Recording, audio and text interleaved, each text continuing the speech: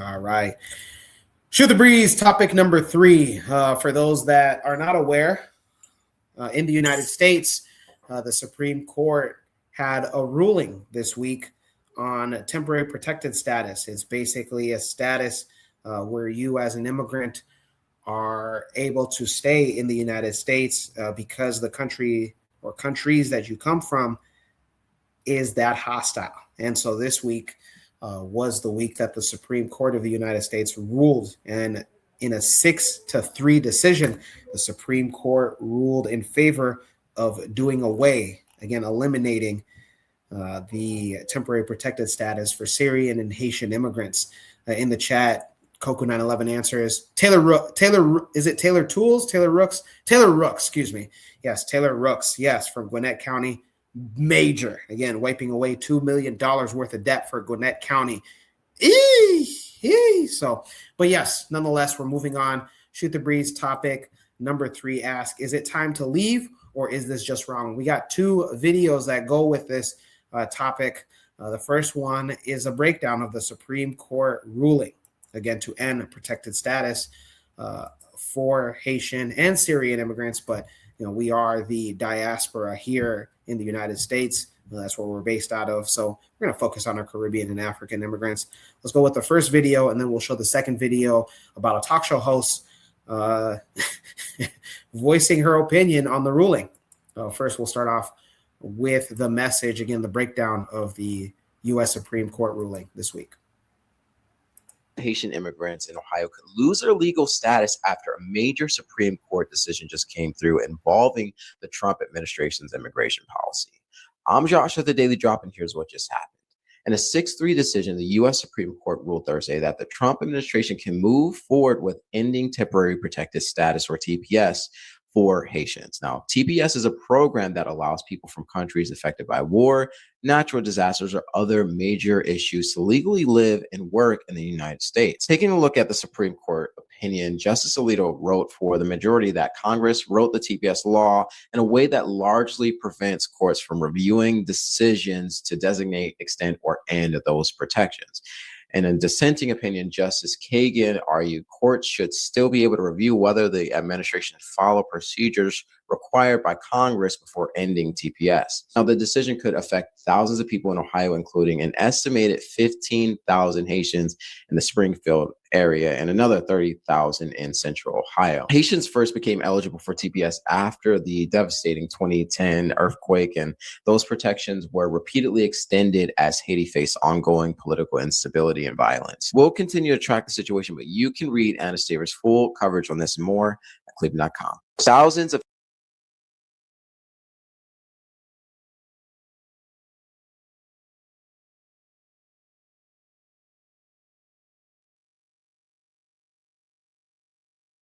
Go home.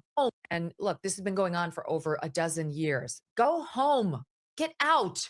We know our country's better than yours. That's because we filled it with our work ethic and our culture and our values. You being here only dilutes it for us, those who built it and live it. And half of you people, more than half, you won't assimilate. We don't want you.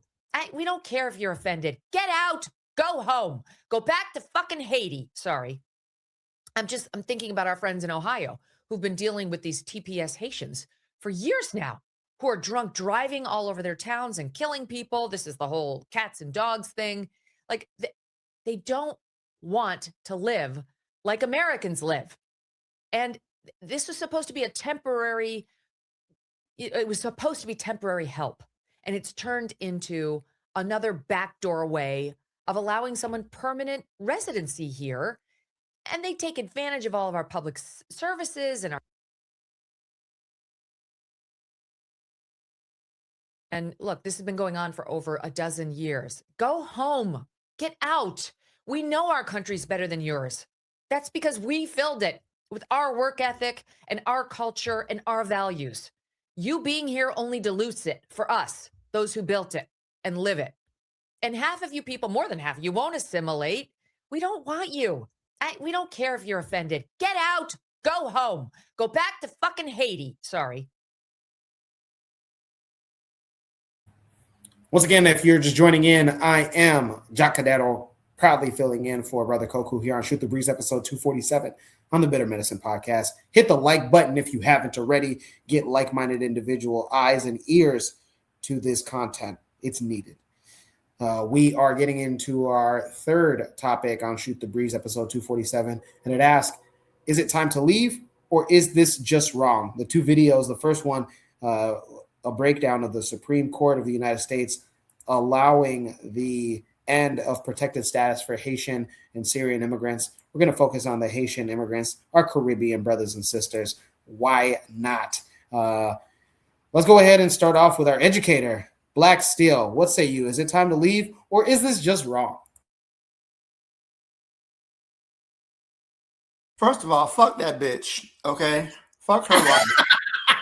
I hope she dies in a grease fire. Okay, I wish nothing but bad things on her. Oh, drop pussy bitch. Anyway, nah, man, because that's just so. Fuck that bitch. Anyways, United States is a white supremacist country, man. Donald, the president of the United States, this administration is doing everything possible to make the United States a white supremacist, a white national, a white nation, right? And it's so funny that these provisions do not apply to these white South Africans, all 50 of them that came over escaping the genocide, the white genocide in South Africa, quote unquote, right? You know, I noticed these laws and these stipulations do not apply to them. And we know what the United States has done to Haiti, how they've destroyed their economy, destroyed, their government, going back all the way to the 19th century and right after the Haitian Revolution. We know what the European powers have worked very hard to punish Haiti for daring to free themselves from slavery. And this is why their country is made an example of.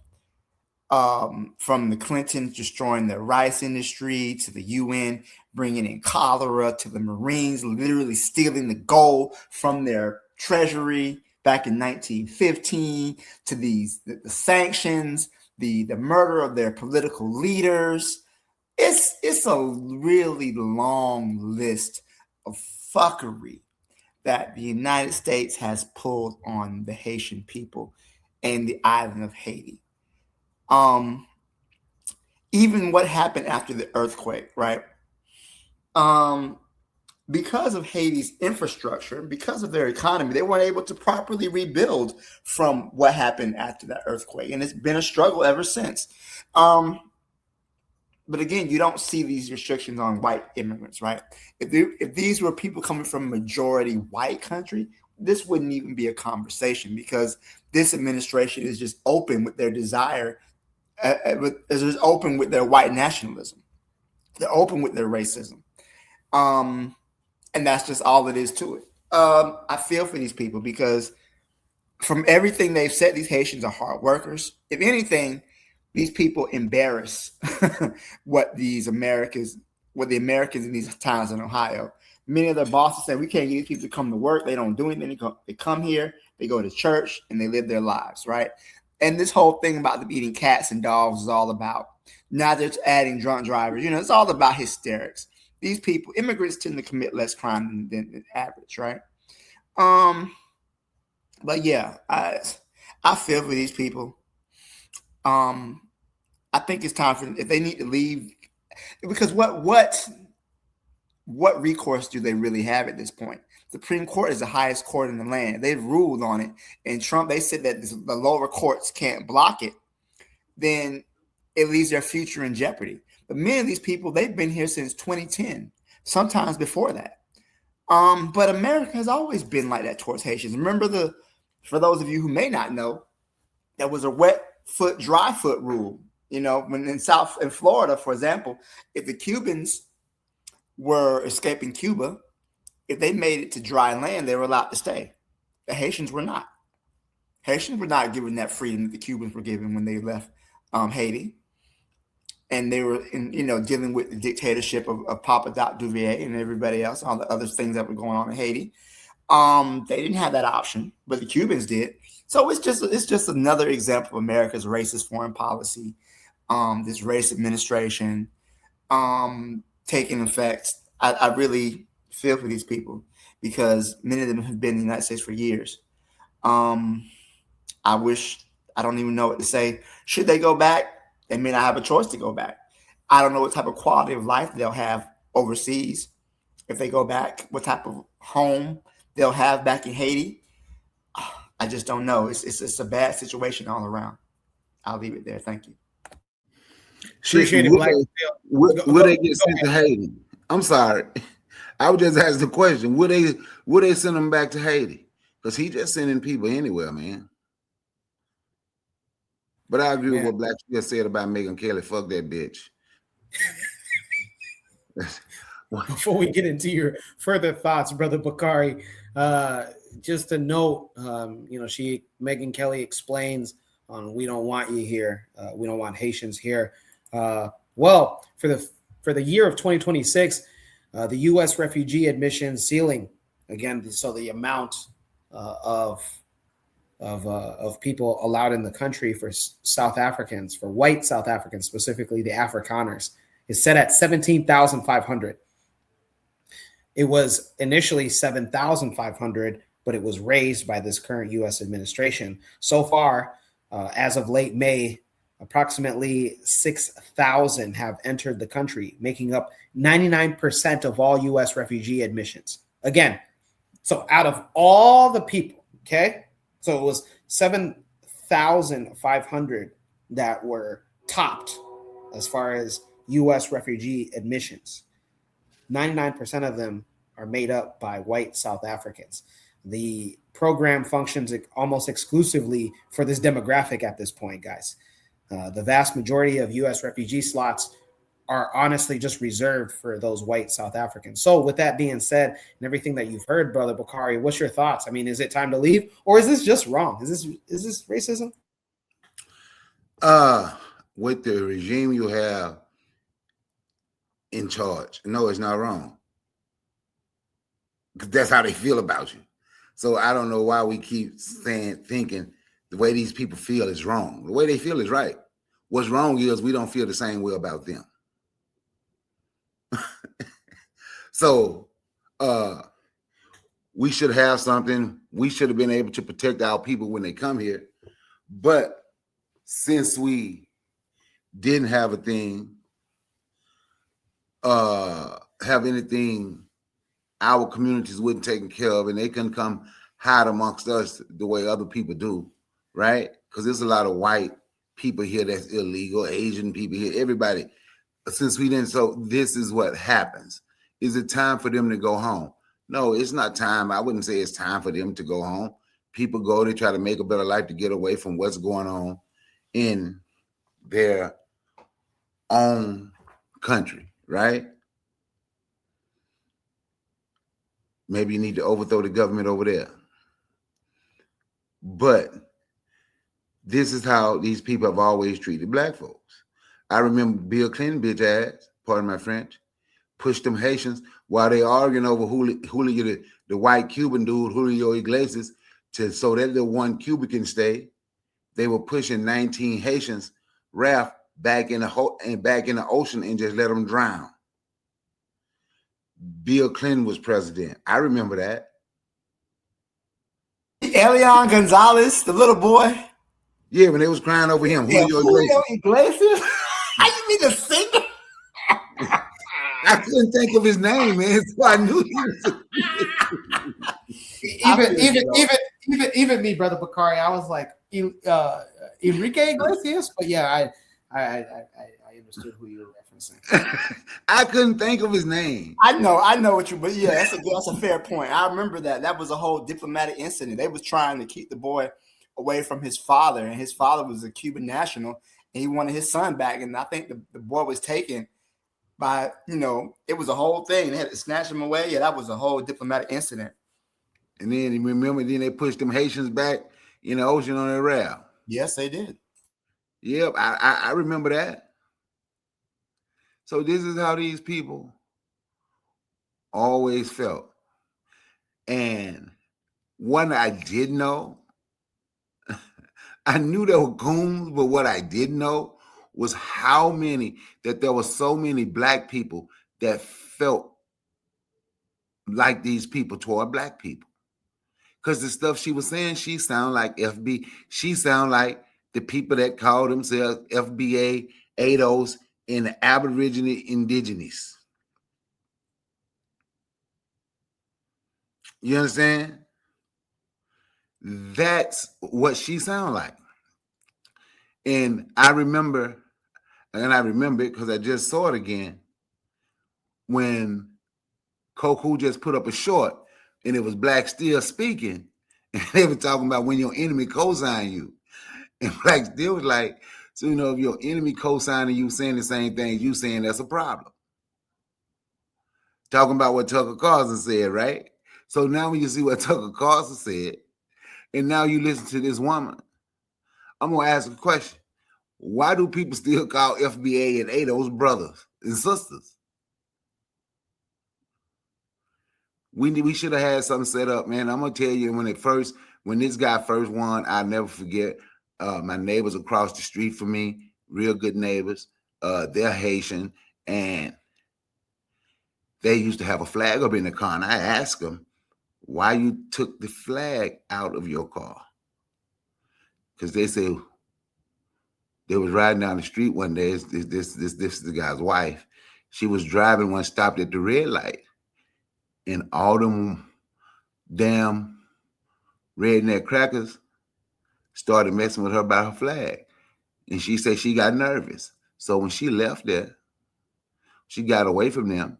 She just, to make sure she don't have people bothering her, feeling scared, seem like they threatening her, she just took the flag down because they can't look and tell she's Haitian, she's just a black woman.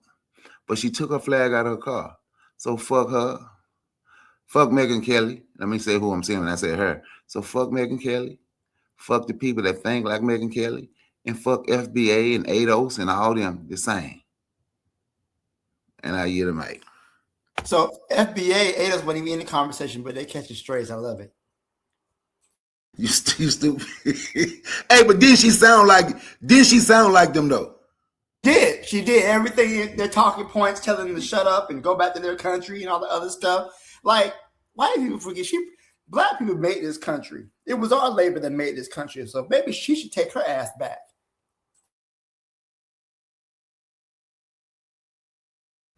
True indeed. Oh man, in the chat, we have a lot here. Where should I start? Well, Trigger Happy says, how some regimes deal with immigration is never about getting people back to their country. It's completely getting rid of the quote unquote undesirables. Trigger Happy says, DR Congo, though. What's going on, DR Congo? I see you advancing. Culture Education says there was a joke about that in the Miami newspaper that a black Cuban was confused for Haitian and was also sent back due to that dry foot, wet foot policy. Yeah, this is interesting. I have somebody that I follow on social media who's a heavy FBA supporter, and he was excited about the TPS ruling and saying that it's about time that they go back and fix their country. And then I asked him, I said, what do you think government overthrows are? You think that's just for fun? You think people, attempt to overthrow their government for fun? That's an attempt. That's an attempt to change their country. And then when it doesn't work out, you think that they just stop at just getting you? No, they want to get everybody that's from your village. They want to get everybody that's from your block. And do you know what kind of mess that is? If a lot of quote unquote Black Americans, African Americans got to really understand on what happens when the entire government is at you. Now, I understand that Black Americans for the past 400 years have had an attack, have had a war. I'm saying in the context where your government looks just like you, and they saying, hey, everybody that you may or may not have associated with that tried to overthrow this government, we're going to come after them. And it's not going to be just an arrest. We're going to, plan horrible things. So, this is the thing that I don't think FBA understands is that, people are trying to fix their countries. some in a violent way, some in a political way, but nonetheless, people are trying to do that. And for the other people that are like, hey, I'm a family man, I'm a family woman, I don't have time for that. I don't have time to belong to a rebel group. I have to get out. And then also, isn't traveling free? Like, can people not travel? That's a basic thing. Can people not travel? This is they ridiculous. can, Jack. But one thing I want to say, I'm going to cut you off, brother. I'm sorry. This is a thought that popped in my head. Please. This conversation about going back and fixing your country, quote unquote, but nobody ever talks about who broke the country, right? So nobody wants to really communicate and talk about the role that the West, particularly the United States, and in this particular conversation, France as well, has worked to destroy democratically elected governments. I mean, how much time do we really have here on the platform? We only got it till 11 o'clock. We could talk about what happened in Nicaragua, what happened in how when the people of Nicaragua decided to nationalize their industry, the United States came in and helped try to overthrow the government, and they're giving money to guerrillas and fighters and to destabilize the government. That was the whole Iran-Contra affair back in the 80s. Guatemala, Chile, Argentina. Whenever a country, Venezuela, for example, whenever a country tries to separate itself or decide our resources are going to fix our country and going to work for our people, here comes the United States, all right, on some old Monroe Doctrine shit, proclaiming that the Western Hemisphere is their sphere of influence and they can do what they want to in it, right? And they overthrow, they kill, they assassinate leaders, they mess up their economy, they sanction you. So all these people who are saying, oh, go fix your country, why do y'all never address the reason why these people are here in the first place? If the United States would stay out of other people's business, if they would not interfere with other people's economies. There's a whole book called Confessions of an Economic Hitman, okay? So there's a whole system that's been in place to, quote unquote, make the economy scream that have been in place. So on one hand, you're saying, go back to your country. But on the other hand, we're not going to stop messing with your country. We're going to continue to undermine you and mess up what you got going on. So to me, it's all a joke. It's not even the people who say that they're not serious people. But I would also say they're probably ignorant. They don't even know the history of Haiti or the history of many countries in this part of the world and how the United States has worked to undermine and destroy their sovereignty. So however, on one hand, you're going to say, go back to your country, but then why don't you leave their countries alone? Matter of fact, if you just let these people alone, they probably stay in their home country. If you weren't killing their presidents, if you weren't destroying their economy and stealing their resources, they probably stay home. How about we try that first? Interesting that you say that, Black Steel. In the chat, Lord of Slaughter says, FBA don't fix shit here. Imagine. Koku 911 says, how'd they respond, Jacques, to my statement about somebody I follow that's a heavy proponent for FBA saying, this is the time that, they can go back to their country. It's worth noting that the people that are being held responsible for the assassination of Haitian President Jovenel Moïse back in July of 2021 were all Americans. Again, proven guilty in a South Florida court this year. This year, 2021. So 5 years later, we finally got some of the answers, not all the answers, but some of the answers. The head of a Florida security firm, a financier, and just other mercenaries. But again, all Americans. So people are here because, again, American citizens assassinated their president. Lord of Slaughter says exactly. Trigger Happy says deportation is probably the safest option. And even then, there's a lot between that period of you getting deported and then possibly committing violence against you. When people go back, I want to have people understand when somebody's deported, this is not just, hey, you just arrive at an airport. Okay, let's break it down. I have a friend that has South Sudanese friends that had been deported during the 2010s, and they said it's a nightmare. It's a living nightmare. Number one, you now have to reacclimate yourself into society. And so by then, some people aren't still speaking the language. That's number one. Now you might say, "Oh, boo-hoo, oh, go cry somewhere." But I mean, how can you now practice commerce? You have to make money. Otherwise, you're at the mercy of somebody else, right? Maybe a family member, maybe friends. But eventually, you have to start making your own money as a grown man, and maybe as a grown woman as well. Second thing is that, you now have this label. It doesn't just end with you just leaving America as a deportee. Now the entire government of wherever it is that you come from knows that you're a deportee. So now you're targeted. Hey, you got American dollars. Hey, you have American resources. And it doesn't stop. It doesn't stop after a week. It doesn't stop after 2 weeks. Still to this day, there are the friends of mine that are still like, hey, man, somebody knows that I was a deportee, and they're constantly hounding me because they say that I have connections in America. We're talking about police, clothes police and street clothes police.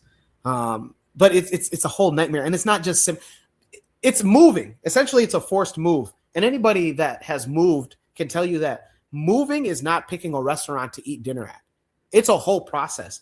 I just moved from one apartment to another here in Omaha, just literally within the city. And that process was a 3-month process, finding the place, saving up for first month, last month, and then the deposit. Also, scheduling things like I had a bit of help. I was able, by the grace of Nyasai, to have movers. So I had to schedule that out, as well as, it's a whole process. So now you're talking about literally forcibly moving somebody and saying, hey, figure it out now. Some of these guys got to be joking here. This is not. And then you're now moving forcefully to a place that is in chaos. Now, granted, you might not come from Port-au-Prince, but that's where you're going to land. That's where the international airport is. So you're going to land in a literal war zone. They say 80% of Port-au-Prince is controlled by anti-government rebels. Come on, FBA, ADOs. If you're listening to this, really think about that. The airport that you land at, there might not be any taxis to get you to where you need to go if you have a place to go. Again, because you probably either are being held in a detention center, so you don't have your phone, you don't have your cell phone. So how can you communicate to whoever it is on the ground to say, hey, I'm landing at this time? You probably don't. So probably the first plane that those anti-government rebels see, they're like, okay, bet. There's going to be a few taxi cabs that are going to leave there. We're going to stop them along the way. Go ahead and empty your pockets.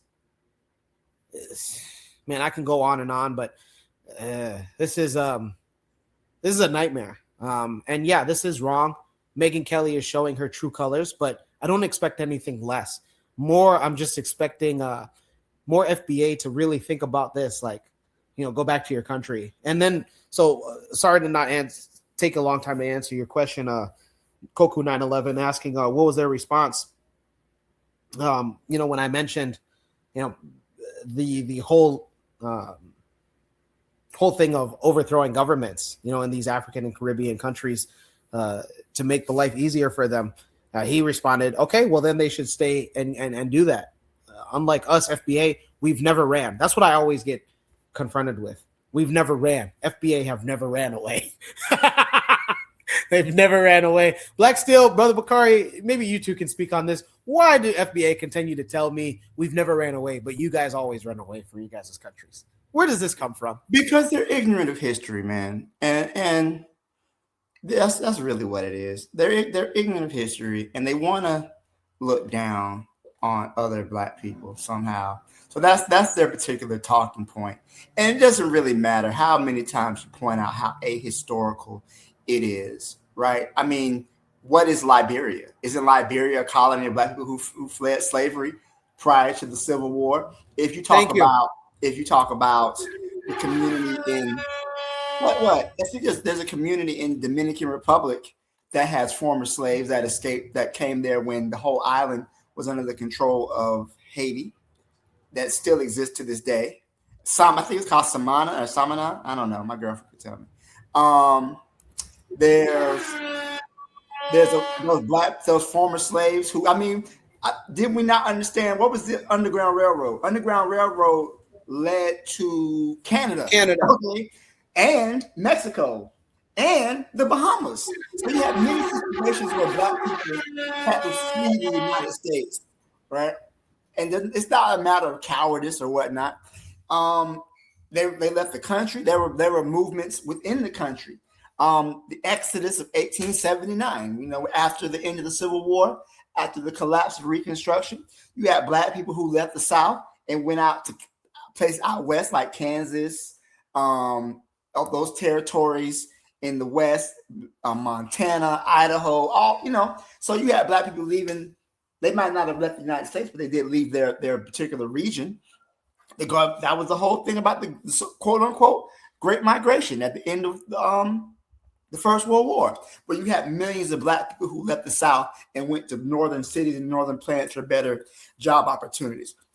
They call it a migration. It was really ethnic cleansing. Black people were being murdered, their land was being stolen, and they had to leave. They may not have left the United States, but many of them left their homes. They left their family members, and they built new homes in, be it New York, Chicago, New Jersey, those places like that. They were just leaving the South. So this again, is just a historical nonsense. And if one of them was up here, he argued me down and say that's not true, and I don't know what I'm talking about, and I'm probably a tether. You know what? It is what it is. Who cares? But no, it's just a historical. They don't know history. That's it. Appreciate it, Black Steel. Brother Bakari, any remarks, last remarks on this Shoot the Breeze topic, number 3? If you're still on. All right. Well, before we get into Shoot the Breeze topic number 4, KW Don 7 says all FBA does is run their mouths. Imagine. That's all they do. And then Culture Education says Samanya. Yes, maybe in reference to Black Steel in those areas or populations now where it's formerly African American that are now acclimated outside the country. And then Liberia. Yeah, Liberia itself, it was called the American Colonization Society. It's ironic. All right. Well, were you calling me? Did you call me Jacadero? Yeah. I asked if you had any last remarks. This is what I tell them folk from FBA. They say they ain't never ran, never done nothing like that, right? Tell them to take their ass to the state with the highest Black population by percentage in the United States and go help them build something. Watch what them motherfuckers tell you. Tell them to go to the SIP. Watch what they tell you. They gonna see it too. Tell them to go to Mississippi. Watch what they tell you. Even LeBron James, the historic future Hall of Famer, first ballot, has went on record and said, I would never want to play in Memphis. And neither do many of my other co-workers, other NBA players. If LeBron James himself is saying, hey, this is so bad of a place that it goes without saying. I have nothing against Memphis. The Empowerment Network, we do trade with Memphis. But yeah, Brother Bakar, to add what you're saying, their own king, is saying, hey, there's some places here in the U.S. I'm from Mississippi. I say tell them to go to Memphis, Mississippi. I ain't from Memphis. I'm from Mississippi. I say tell them to go to Mississippi. Loud and clear. All right. The birthplace of Black culture in America. Tell them to go there. Watch what they do. Yeah, we'll see. Yeah, FBA just run their mouth. Them people that call themselves FBA and ADOS, they're internet clowns. Them, Megyn Kelly, and all of MAGA. They all the same. Fuck them all. Imagine I never thought we would get to a point where we have, I know, Brother Bakar, you don't want to call them brothers and sisters, but, we have people, brothers, I'm going to call them brothers and sisters, that side with individuals that